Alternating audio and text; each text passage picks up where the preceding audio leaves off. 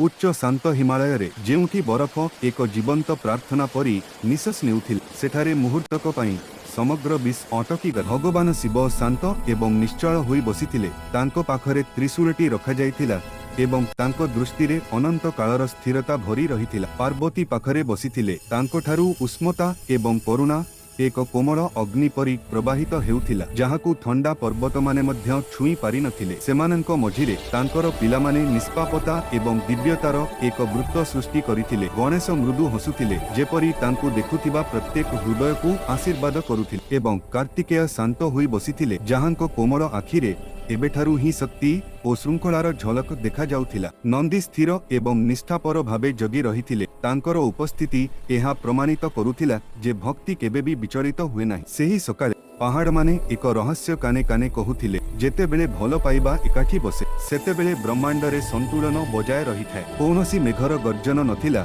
कि कौनसी आलोकिक तांडव नृत्यर आरंभ होई नथिला, तथापि तळे थिबा समग्र संसार निजकू हालुका अनुभव करुथिला। नदी गुड़िक शांत भावरे बोही चलीथिले, जंगल गुड़िक गभीर निश्वास नेउथिले एवं मानव हृदय एक अजଣା शांति खोजी पाइथिला। शक्ति सुरक्षा दिए, प्रेम पालन पोषण करे एवं एही दुईटी मिसी ब्रह्मांड को बजाय रखंती।